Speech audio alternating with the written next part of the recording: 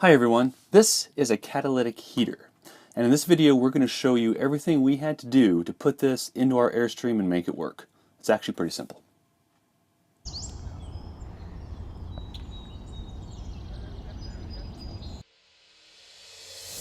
Alright, so first of all, why would you want a catalytic heater when you have a furnace or a heat pump? Well, the problem is the furnace does a great job at heating up the Airstream.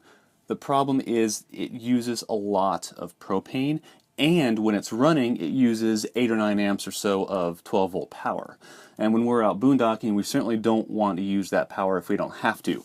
This guy uses only propane, that's it, through this little hookup here. No 12 volt at all, no power, no nothing, but only just a little bit like trickle power of propane depending on the setting that you have it set at here.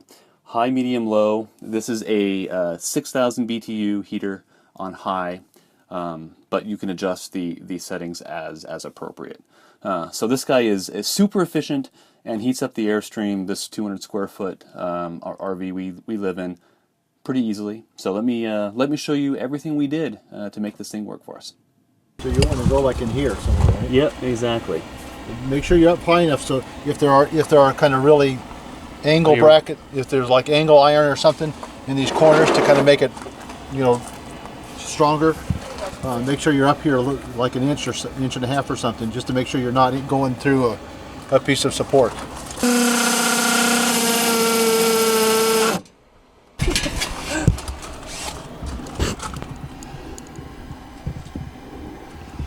Mission accomplished. Got the hole through. That was the hard part. Let's get to some propane hoses now. All right, you ready? Ow. Push more, or you? We're in. Well, yeah. But that's probably fine. Okay. For now, anyway. That's it. We're done. Woohoo! How big is this one? Actually, That looks good. Yeah, it's plenty big enough too. That. Ah, there we go. Okay.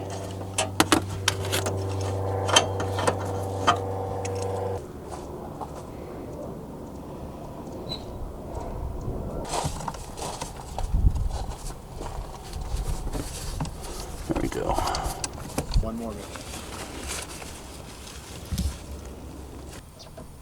Okay. And then that goes on the fridge, right? If I can, it's a little bit longer now. Okay.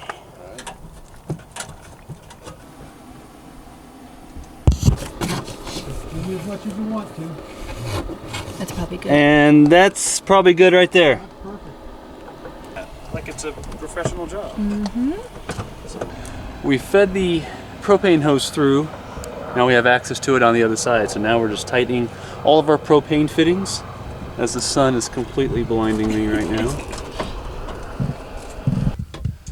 This is the hose that we have feeding through from behind the refrigerator. Put a little piece of tape on it so gunk doesn't get in it while we fed it through. And now we're just going to connect it to our nice little apparatus here with a blue shutoff valve. And a quick connect. So everything is, yes, and a quick connect on the other end. So everything is safe and easy to use.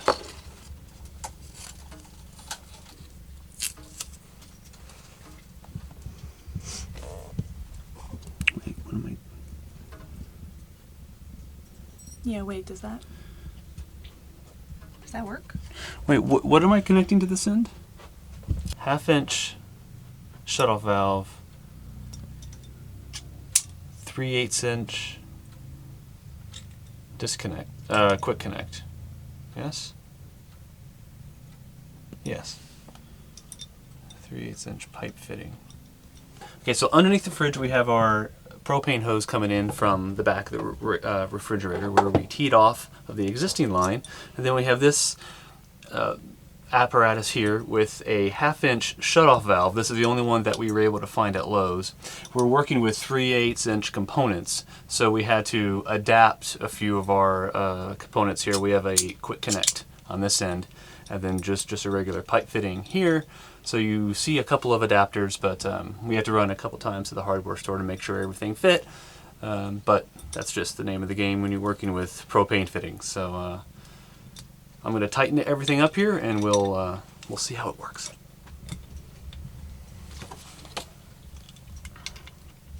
All right, all of our propane fittings are in place.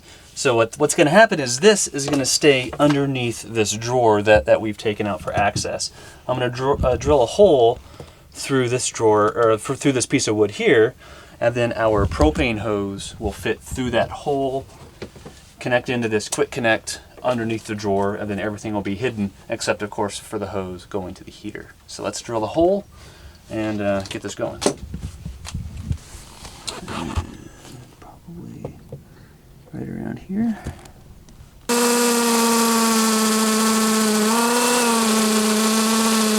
There we go.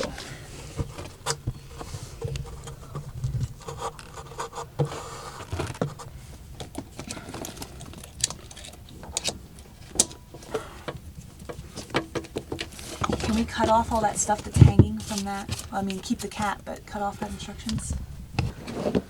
So the last piece of this puzzle is our hose has a quick connect on either side. So this is just the male end of our quick connect that I'm going to affix and seal to our heater, and we should be good to go.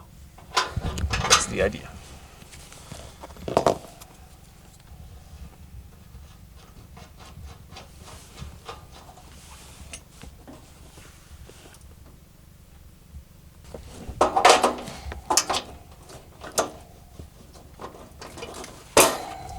Okay.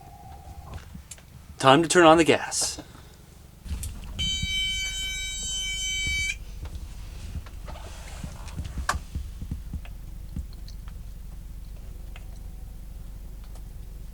That looks good. Let's try the other end. What did you just do, Courtney? Testing for propane leaks. Propane leaks. We know it works because it's found them before.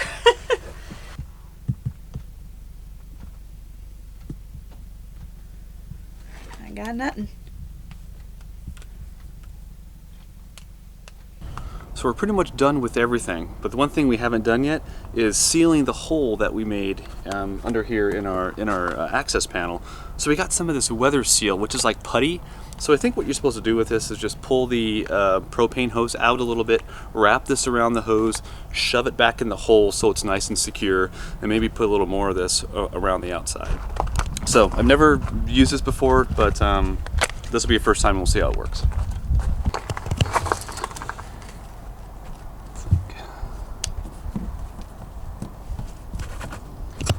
Just go round and round.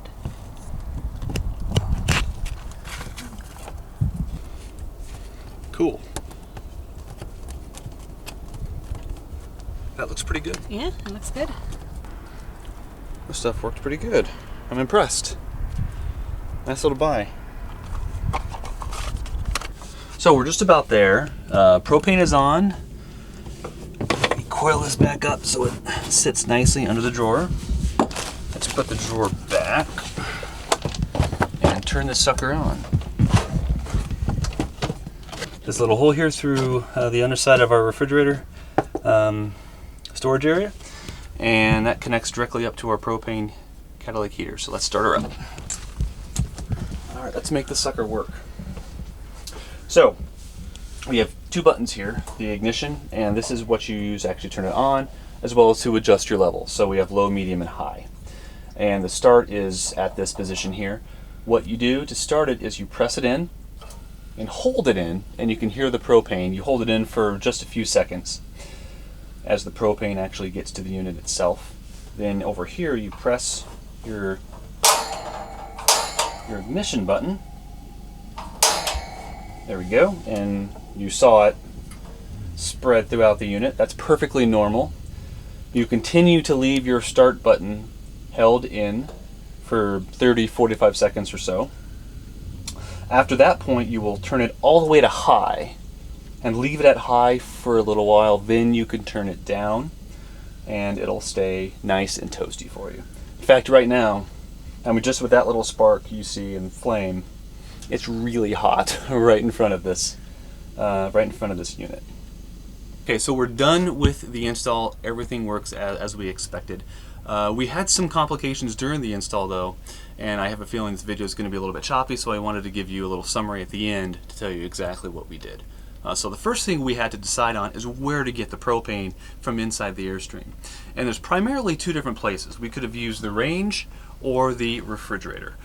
We looked at both units in terms of the access and how easy it was going to be to run the propane hose and the tubing, and we ultimately decided the refrigerator is probably going to be an easier way to make this work. We used the same access panel behind the refrigerator that we used during our composting toilet install, if you remember that, and we'll link to that up here on the upper right of the video.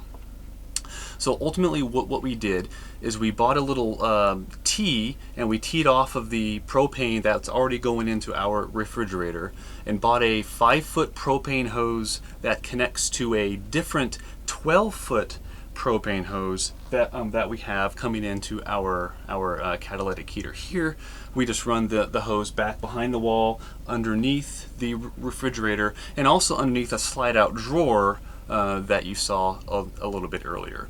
The 5-foot hose that connects to the refrigerator propane source has a nice little blue shutoff valve, so that's perfectly safe for storage if we want to shut off the propane entirely to our catalytic heater. The 12-foot propane hose that we got for the heater that you can actually see also has nice little quick connects on each side, so it's really easy to work with, really easy to store. As you can see, the location of this is pretty nice. It's right in the center of the Airstream. So if we're out there on the couch, as she steps on a dog toy, when we're out there on the couch, in the wintertime, we could have this obviously pointed in this direction. If it's bedtime and we're back there, we can turn this thing around